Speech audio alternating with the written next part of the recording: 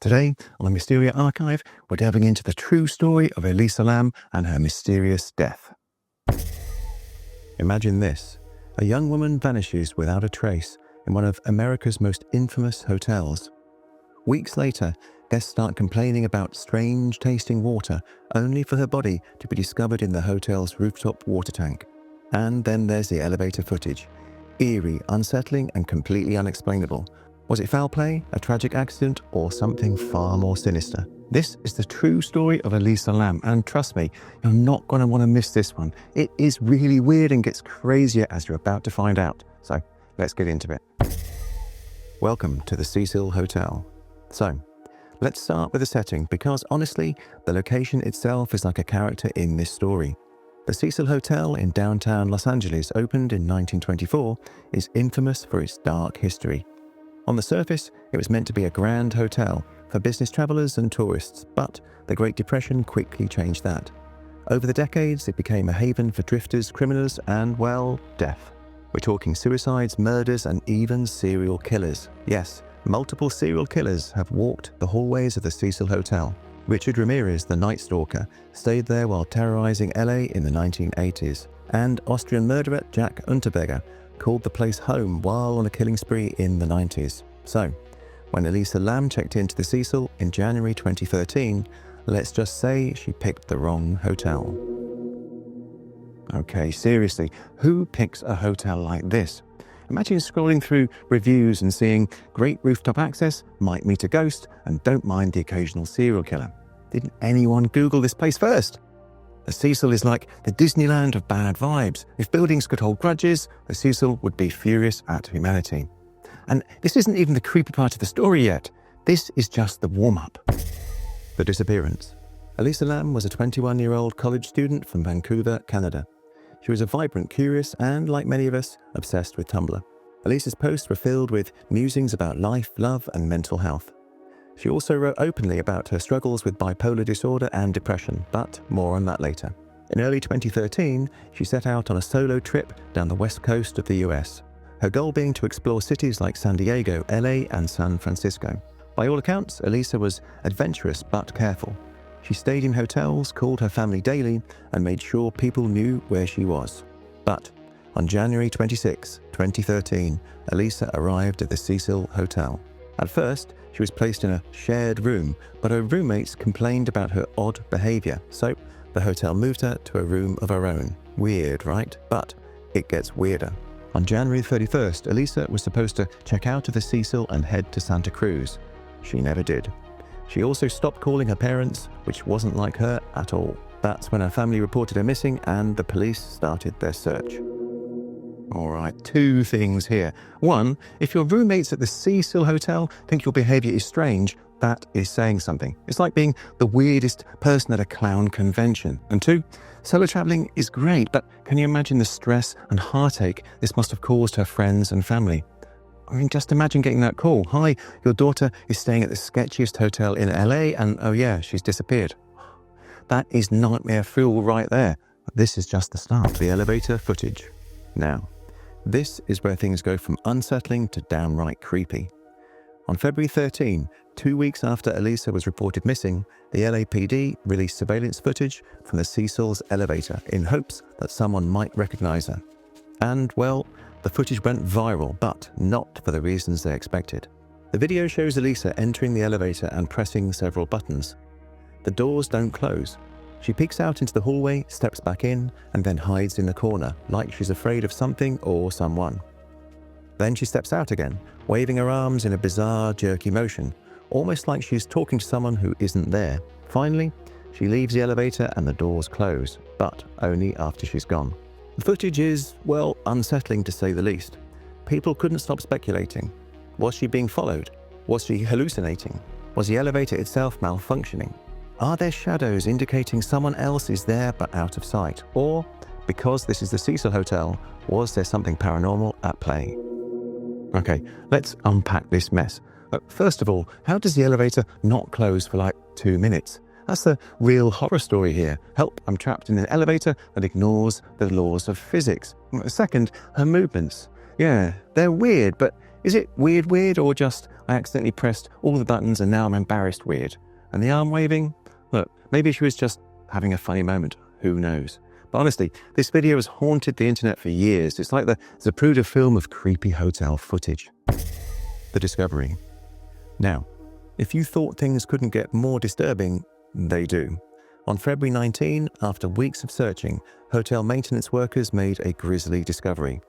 Guests at the Cecil had been complaining about low water pressure and weird tasting water. So, a worker went to check the rooftop water tanks, and that's where they found Elisa Lam's body. She was floating face up in one of the tanks, naked with her clothes and belongings at the bottom. Now, here's where things get strange. The water tanks were on the roof, behind locked doors and surrounded by alarms. The tanks themselves were over 8 feet tall with no easy way to climb in. So, how did she get there and why? An autopsy later revealed no signs of trauma or foul play. The toxicology report showed no drugs or alcohol in her system other than her prescribed medication. Officially, her death was ruled an accidental drowning, but that explanation left more questions than answers. Well, first of all, can we talk about the poor guests who were drinking that water? Can you imagine? Oh, this water tastes like nightmares and regret. And second, the logistics of this. Now, how does someone accidentally climb into a water tank? Did she sprout wings? The whole thing doesn't add up. And no trauma or drugs. I mean, sure, but what about the elevator ghost? Are we just ignoring that now? Theories and speculation. Elisa Lam's death has fueled endless speculation, and with good reason. It's the kind of mystery that seems to have pieces of the puzzle missing no matter how you look at it. Let's dive deeper into the most popular theories, ranging from the grounded and logical to the outright bizarre. Mental illness and a manic episode. Elisa was open about her struggles with bipolar disorder and depression. Her Tumblr posts reveal a deeply introspective and emotional person, often discussing her highs and lows.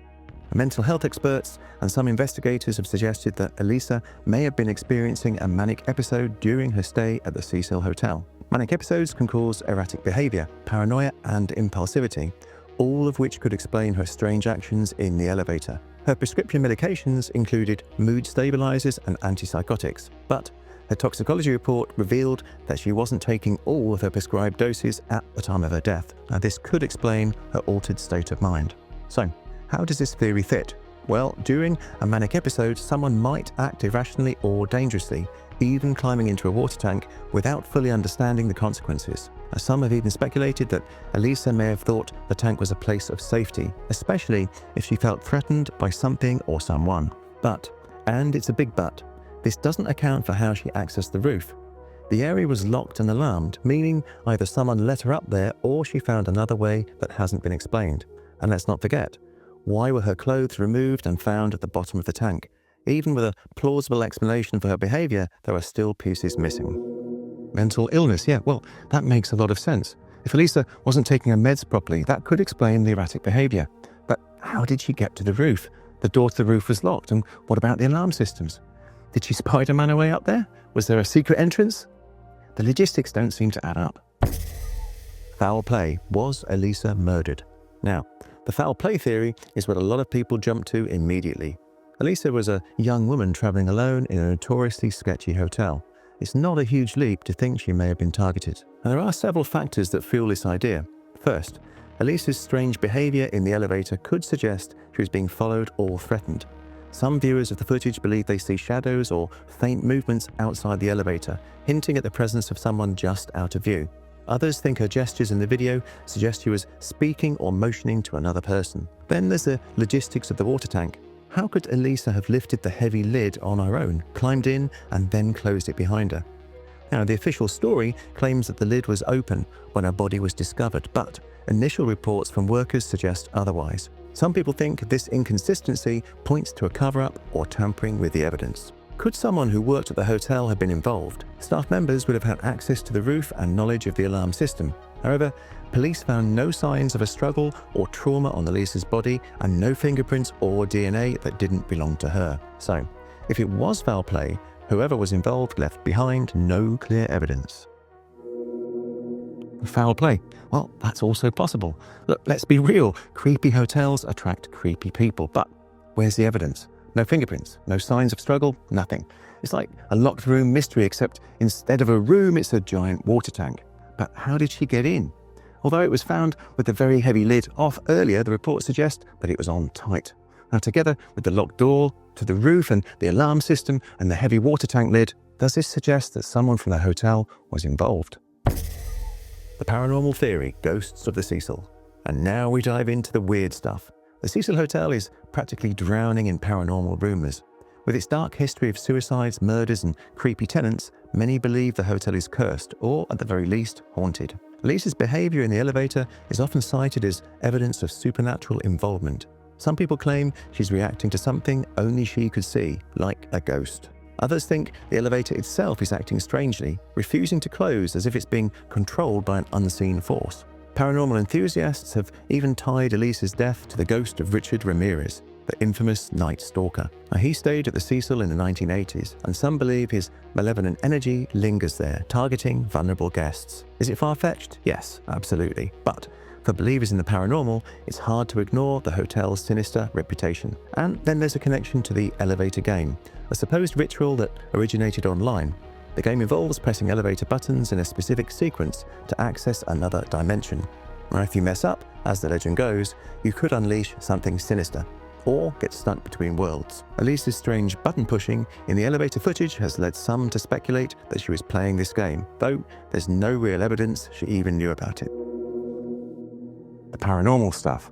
Look, I love a good ghost story as much as the next person, but really, blaming Richard Ramirez's ghost feels a bit of a stretch.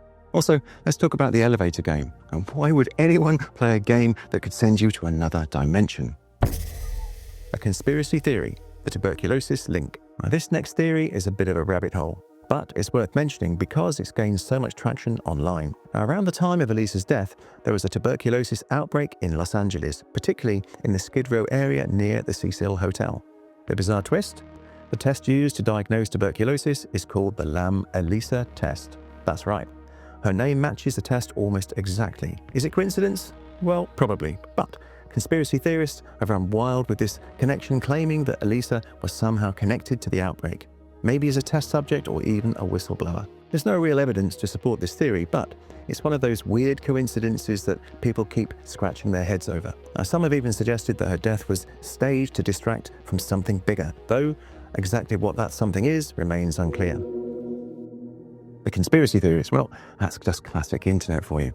You throw in a weird coincidence like the Lam Elisa test and suddenly people are connecting dots where they don't exist. Is it intriguing? Yes, absolutely. Is it plausible? Not so much. The urban legend. Was she a target of a secret organization? Of course, it wouldn't be an internet mystery without whispers of shadowy organizations. Now, some people think Elisa was silenced for something she knew, maybe about the government, a secret experiment, or even aliens. Now, this theory has no basis in reality, but it thrives because of how strange her case is. The elevator footage alone feels almost cinematic, as if it's part of some elaborate plot. Look, some of these theories are just wow. At the end of the day, this case is so frustrating because none of the theories fully explain what happened. It's like every piece of the puzzle is from a different puzzle set. And honestly, that's why we're still talking about it over a decade later. The unanswered questions. To this day, Elisa Lam's death remains one of the most haunting mysteries of the internet age. Was it a tragic accident fueled by mental illness? Was someone or something responsible? Or was it just an unexplainable convergence of strange events? We may never know, but one thing is for sure. The Cecil Hotel has claimed yet another victim, and its dark legacy lives on. So, what do we take away from this? Well, one, don't stay at the Cecil Hotel. Although, as of 2021, you can't, because it's been turned into an affordable housing complex operated by the Skid Row Housing Trust. Or two, if your elevator starts acting haunted, just take the stairs. And three, sometimes life just doesn't give us neat little answers, and maybe that's the scariest thing of all. Thank you very much for watching. I hope you enjoyed this one. It's a tragic and heartbreaking story that gives us all pause for thought. Now, don't forget to like and subscribe and all that good stuff. It's free and really helps this small channel out. And let me know in the comments below of mysteries you'd like to see covered. I've had quite a few suggestions from you already on more missing history or stolen time theories. And so next week, the video centers around the Vatican and the secret cover-up. So watch out for that one. Now, this channel is for curious minds. So until next time, stay curious.